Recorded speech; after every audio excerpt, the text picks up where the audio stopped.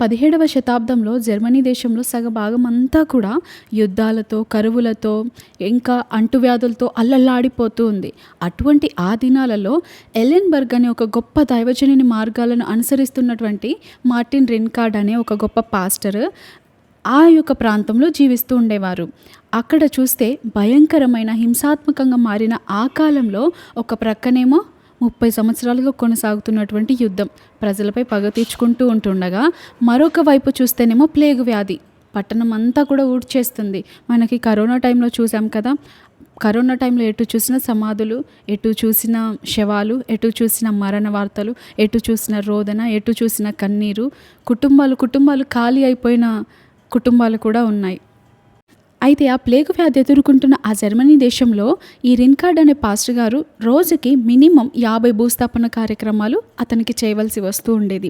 ఆ చనిపోయే వారిలో తన సొంత కుటుంబీకుల సభ్యులు కూడా ఉంటూ ఉండేవారు. తన ప్రియమైన వారు, తనకిష్టమైన వారు ఉంటూ ఉండేవారు. అయినప్పటికీ కూడా ఆ నిరాశ, నిస్పృహ, కృంగుదల ఉన్నటువంటి ఆ సంవత్సరాల్లో ప్రతి ఉదయము ఎటు చూసిన మరణ వార్తలే, ఎటు చూసిన వినాశనమే, ఎటు చూసిన మృత్యువు తలుపు తట్టి పిలుస్తున్నట్టే. కానీ ఆయన ఏం చేశాడో తెలుసా?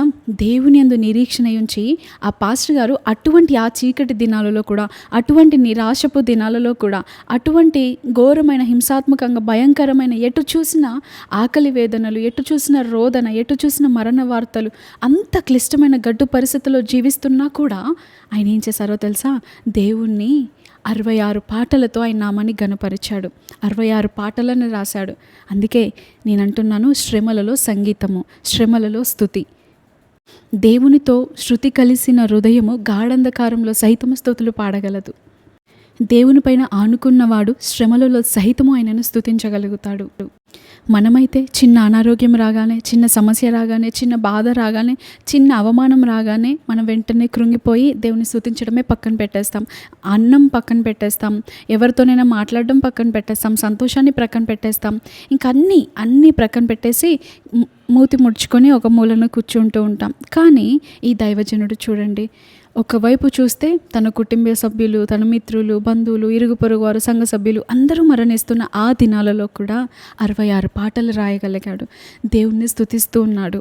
అంతటి శ్రమలు ఎదుర్కొంటున్నా కూడా పౌలు భక్తులను చూసి మనం కూడా నేర్చుకోవాలి.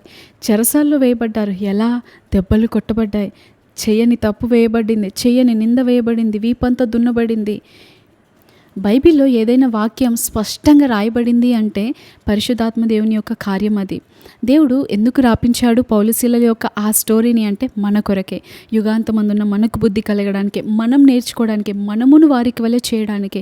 వారు ఎదుర్కొంటున్న ఆ శ్రమలో వారు స్తుతించి ఏ రీతిగా సాక్ష్యాన్ని పొందారో, అనేక పోరాటాలను ఎదుర్కొంటున్నాం. మరి మనం ఎంతగా స్తుతించాలి కదా. అది విన్నాము, తెలుసుకున్నాము, చూసాం. మరి ఏం నేర్చుకున్నాం, ఏం పాటిస్తున్నాం? మనం ఎంత విన్నాము, ఎంత తెలుసు మనకన్నది కాదు, ఎంత పాటిస్తున్నాం అన్నది ముఖ్యం. మనం పాటించినప్పుడే ఫలితాలను చూడగలుగుతాం. మనం పాటించినప్పుడే మన సమస్యలు సాక్ష్యాలుగా మార్చబడతాయి. ఇవన్నీ వినడానికి చాలా సింపుల్గా ఉంటాయి, కానీ రియాలిటీలో మన నిజ జీవితంలో, నిత్య జీవితంలో ఇలాంటి శ్రమలను, ఇలాంటి గడ్డు పరిస్థితులను, ఇలాంటి పోరాటాలను ఎదుర్కొంటూ ఉన్నప్పుడు స్తుతించడం చాలా కష్టమే, చాలా వేదనతో కూడినదే, కష్టంగానే అనిపిస్తుంది. అందుకే వాక్యంలో ఒక మాట ఉంటుంది, స్తుతియాగము చేయవాడు నన్ను మహిమపరచువాడు, వాడు దేవుని రక్షణ కనబరుచున్నట్లు మార్గం సరళము చేసుకుంటున్నవాడు అని. సాక్రిఫైస్డ్ ప్రైజ్ అని ఇంగ్లీష్లో ఉంటుంది, స్తుతియాగం అని తెలుగులో ఉంటుంది. స్తుతి యాగము, అది ఒక యాగము. చూసారా, మనకు స్తుతించాలని అనిపించదు. మనం వెళ్తున్న పోరాటంలో ఎందుకు ఇలా చేసావు ప్రభువా, ఇలా చేసి ఉంటే బాగుండు ప్రభువా, నా మనసు చాలా బాగోలేదు ప్రభువా, నేను చాలా బాధలో ఉన్నాను ప్రభువా, ఈ పోరాటంలో ఉన్నాను ప్రభువా అని మనం చెప్పాలి అనిపిస్తుంది. కానీ దానికి బదులుగా ఎవరైతే స్తుతిని ప్రారంభిస్తారో వారు దేవుని రక్షణ చూస్తారు, వారు దేవుని కార్యాలను చూడగలుగుతారు. చీకటి గదిలో కూర్చొని, అంటే చీకటి అంటే సమస్యలకి సాదృశ్యం, తుఫానులు, చీకటి అంటే సమస్యలకి సాదృశ్యం. చీకటిలో నడుస్తూ ఉన్నప్పుడు మనకేం కనబడదు కదా. అలాగే సమస్యల గుండా వెళ్తూ ఉన్నప్పుడు మనకు స్తుతించాలని అనిపించదు. కానీ ఆ సిచ్యువేషన్లో సహితం ఎవరైతే స్తుతిస్తారో వారిని దేవుడు విడిచిపెట్టడు. వారు ఒక గొప్ప మార్గాన్ని సరళం చేసుకుంటున్న వారు అని దేవుని వాక్యం దేవుడే స్పష్టంగా సెలవిస్తున్నారు. శ్రమలలో సంగీతము, రాత్రి వేళల సంగీతము, చీకటి వేళలో సంగీతము, సమస్యల్లో స్తుతి, ఇవెంతో చాలా ఇంపార్టెంట్. నైటింగేల్ అనే ఒక పక్షి ఉదయాన్నే అన్ని పక్షులు లేచి అరుస్తూ ఉంటాయి, కిలకిలా అని పాడుతూ ఉంటాయి, స్తుతిస్తూ ఉంటాయి, మంచిదే. కానీ అన్నీ అరుస్తూ ఉన్నప్పుడు మాత్రం ఈ నైటింగేల్ మౌనంగా ఉంటుంది. అన్ని పక్షులు ఏమో చీకటి పడినప్పుడు గూళ్ళు చేరి మౌనంగా ఉన్నప్పుడు ఈ నైటింగేల్ పక్షి ప్రారంభిస్తుంది. ఆ యొక్క గాఢంధకారంలో, ఒంటరితనంలో, అందరూ నిద్రపోతున్న ఆ వేళలో అది మాత్రం సమయము కేటాయించి తను పాడుతూ ఉంటుంది, తన ఆర్తనాదాన్ని వినిపిస్తూ ఉంటుంది, తన స్తుతిని వినిపిస్తూ ఉంటుంది. మీరు ఆ రీతిగా ఉన్నారా? మనం ఆ రీతిగా ఉన్నామా? మనం ఒంటరితనంలో ఉంటున్నప్పుడు, మనం చీకటి గుండా వెళ్తూ ఉన్నప్పుడు మనం ఆ సిచ్యువేషన్లో స్తుతించగలుగుతామా, పాడగలుగుతామా? అయితే మనం కీర్తనల గ్రంథం 42వ అధ్యాయంలో ఒక మాట చూస్తాం. రాత్రివేళ ఆయనను గూర్చిన కీర్తనయు, నా జీవదాత అయిన దేవుని గూర్చిన ప్రార్థనయు నాకు తోడుగా ఉండును. అయితే అన్ని పక్షులు నిద్రపోతున్న సమయంలో పాడుతున్నటువంటి ఈ నైటింగేల్ ఒకరోజు పాడడం మానేసింది. ఏంటా అని ఒక పక్షి, పక్కనున్న పక్షి అడిగితే అప్పుడు నైటింగేల్ చెబుతుంది, చూసావు కదా, వింటున్నావు కదా, ఆ కప్పల్లో బెకబెక బెకబెక అనే సౌండ్, అది నాకు చాలా ఇరిటేషన్గా ఉంది, నాకు అసలు పాడాలనిపించట్లేదు, అవి అలా అరుస్తూ ఉంటే ఇంకా నా స్వరం ఎక్కడ వినబడుతుంది అని మాట్లాడుతుంది. అప్పుడు వెంటనే ఆ మాట్లాడుతున్నటువంటి ఆ పక్షి, పక్కన పక్షి ఏమంటుందంటే, నీవు పాడట్లేదు కాబట్టే అవి అరుస్తున్నాయి. అవును, మనం పాడట్లేదు కాబట్టే మన సమస్యలు పాడుతున్నాయి. మనం స్తుతించట్లేదు కాబట్టే మన సమస్యల కేకలు అధికమవుతున్నాయి. ఈరోజు మీ స్తుతి కేక అధికముగా ఉందా? మీ సమస్యల కేక అధికముగా ఉందా? మనం శ్రమల గుండా వెళ్తున్నాం, సమస్యలో ఇరుక్కుపోయాము, అప్పుల్లో ఉన్నాము అంటే ఒక్కటే రీజన్. ఒకప్పుడు మీరెంతగా స్తుతించారు, అప్పుడు సంతోషంగా ఉన్నారు కదా. ఒకప్పుడు మీరు బహుగా ప్రార్థించినప్పుడు సమాధానంగా ఉన్నారు కదా. మరి ఇప్పుడు సమస్యల్లో ఉన్నారు అంటే కారణం ఏంటి? మనల్ని మనం పరిశీలించుకోవాలి. మనలో స్తుతి తగ్గిందా, ప్రార్థన తగ్గిందా, వాక్యం తగ్గిందా, దేవుని పట్ల ఆసక్తి తగ్గిందా? ఒకప్పుడు దేవుని సన్నిధి అంటే మొదట రోలో ఉండేవాళ్ళము, మొదటగా మనమే సంఘానికి వెళ్ళే వాళ్ళము, మొదటగా చర్చికి మనమే వెళ్ళే వాళ్ళము, ఎక్కడైనా మీటింగ్ అంటే మనమే వెళ్ళే వాళ్ళము, ఎవరైనా ప్రార్థన చేయమంటే మనమే చేసేవాళ్ళము, స్తుతి అన్న, పాటలన్న, ఆరాధన అన్న ఎంతో ఇష్టపడే వాళ్ళము, వాక్యం ఎంతో శ్రద్ధగా భక్తితో విని దాని ప్రకారం జీవించే వాళ్ళము. కానీ ఇప్పుడు అలాగే ఉన్నామా? ఒకప్పుడు ఉన్నంత భక్తి ఇప్పుడు ఉందా? చూడండి, చిన్నపిల్లవాళ్ళు పుట్టినప్పుడు ఎలా ఉన్నారో ఇప్పుడు కూడా అలాగే ఉంటే మనం సంతోషపడతామా? లేదు కదా. వారు దినదినము పెరుగుతూనే ఉన్నారు. మన భక్తి ఎందుకు పెరగడం లేదు? దేవుడు మన నుండి ఆశిస్తున్నాడు బహుగా ఫలించాలి అని. బహుగా ఫలించుట వలన నీ తండ్రి మహిమపరచబడతాడు అని వాక్యం సెలవిస్తుంది. మనం ఎంతగా ఫలిస్తామో, ఎంతగా ఎదుగుతామో అంతగా దేవునికి సమీపమైపోతాం, అంతగా దేవుడు మనల్ని బట్టి సంతోషిస్తూ ఉంటారు. ఈరోజు మీ జీవితంలో సమస్యలు అధికంగా ఉన్నాయి అంటే, మీ సమస్యల కేకలే అధికంగా మీకు వినిపిస్తున్నాయి అంటే, మీ స్తుతి కేకను అణిచివేస్తున్నవి అంటే ఒక్కసారి పరిశీలించుకోండి. మీ స్తుతి కేక అధికంగా ఉంటే, మీ స్తుతి గంపను నింపితే మీ సమస్యల గంప మాయమైపోతుంది.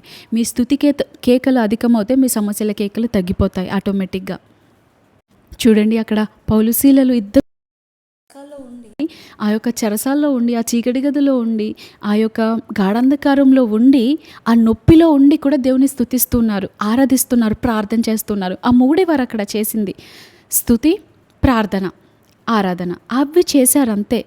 అయితే అక్కడ ఏం జరిగిందో తెలుసా?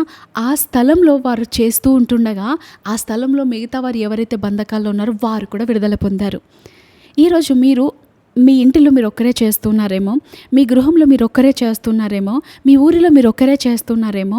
అయితే మీ ఒక్కరి స్తుతి మీ ఇంటి వారి బంధకాలను విడిపిస్తుంది. మీ ఒక్కరి స్తుతి మీ ఇంట్లో ఎవరు ఏ స్థితిలో ఉన్న వారి స్థితిని కూడా మారుస్తుంది. చూడండి, మామూలుగా ఖైదీలకి ఎప్పుడు విడుదల కలుగుతుందా, లేకపోతే ఏదైనా చిన్న డోర్ కొంచెం ఓపెన్ చేస్తే చాలు పరిగెత్తుకుంటూ పారిపోతారు, వెళ్ళిపోతారు, అక్కడ ఉండరు. ఇంకా ఎప్పుడు పారిపోదామా, ఎలా పారిపోదామా అనే ప్లాన్ వేసుకునే ఆ దొంగలు సైతము ఆ పాటలు విని, ఆ ప్రార్థనలు విని, ఆ ఆరాధన విని వారు కూడా మారు మనసు పొందారు. వారు కూడా పారిపోకుండా అక్కడే ఉన్నారు. చూసారా ఎంత మార్పు కలిగిందో? చూసారా అక్కడ వాతావరణంలో ఎంత మార్పు కలిగిందో? చూసారా అది విన్న ప్రజల్లో ఎంత మార్పును సృజించిందో? అంత శక్తి ఉంది స్తుతిలో. కాబట్టి మీ గృహంలో మీరు స్తుతిస్తుంటుండగా మీ ఊరిలో సైతం ఆ స్తుతి సువాసన బయలుదేరుతుంది. ఆ యొక్క ప్రభావం మీ ఊరిలో కూడా బయలుదేరుతుంది. మీరు ఫలితాన్ని చూడగలుగుతారు. మీ ఇంటిలో మీరు స్తుతించండి. మీ వీధుల్లో మీరు స్తుతిస్తూ నడవండి. అందరికీ వినబడేలాగా చేయనవసరం లేదు. మనం నెమ్మదిగా కూడా చేసుకోవచ్చు. మన గృహంలో అయితే గట్టిగా కూడా చేసుకోవచ్చు. మన వీలుని బట్టి, మన అవకాశాన్ని బట్టి. కొన్నిసార్లు మనసులోనే చేసుకొనవలసిన పరిస్థితి ఎదురవుతుంది. అయినా పర్వాలేదు, స్తుతించటం మానకండి. మీరు శ్రమల గుండా వెళ్తున్నారా? సమస్యల గుండా వెళ్తున్నారా? జీవితం అంతా గాఢంధకారముగా ఉందా? సంతోషం లేదు, సమాధానం లేదు అని బాధపడుతున్నారా? అయితే గుర్తుపెట్టుకోండి, విత్తనం విరిగితేనే ఫలిస్తుంది. మీరు అనుభవిస్తున్నటువంటి శ్రమలు మిమ్మల్ని కృంగజేయాలని, మిమ్మల్ని నొప్పించాలని, మిమ్మల్ని బాధ పెట్టాలని, కాటికి చేర్చాలని, కన్నీరు కార్చేలాగా చేయాలని కాదు. మీకు కిరీటం ఇవ్వడానికి వచ్చాయి. మీ సమస్యలు మీకు సాక్ష్యాలను ఇవ్వడానికి వచ్చాయి. మీరు శ్రమల గుండా వెళ్తున్నప్పుడు, సమస్యల గుండా వెళ్తున్నప్పుడు అది మీ మేలుకని తలంచండి. రోమపత్రిక 8వ అధ్యాయం 28వ వచనంలో ఒక మాట ఉంటుంది కదా, ఆ వాగ్దానాన్ని గుర్తు చేసుకోండి. మీరు ఏ సిచ్యువేషన్లో వెళ్తున్నా కూడా ఆ వాగ్దానాన్ని గుర్తు చేసుకోండి. నా దేవుడు సమస్తం సమకూర్చి మేలు కలుగుటకే జరిగించుచున్నాడు, కాబట్టి నేను ఆయనను స్తుతిస్తాను అని స్తుతించండి. అప్పుడు మీరు ఎంత సంతోషంగా ఉండగలుగుతారు, ఎంత సమాధానంగా బ్రతకగలుగుతారు, ఎంత హ్యాపీగా ఉండగలుగుతారు. అది గాఢంధకారం అవ్వని, అది లోయ అవ్వని, అది ఓటంపాలవ్వని, అది ఏదైనా నష్టం అవ్వని, కష్టం అవ్వని, కృంగుదల ఏదైనా కూడా నా దేవుడు సమస్తం సమకూర్చి మేలు కలుగుటకే జరిగిస్తున్నాడు. ఆ వాగ్దానాన్ని ఎత్తిపెట్టి మీరు ఆయనను స్తుతించడం ప్రారంభించండి. తప్పకుండా దేవుడు మీ జీవితంలో జోక్యం చేసుకుంటారు. మీ సమస్య సాక్ష్యంగా మార్చబడునుగాక. ఆమేన్.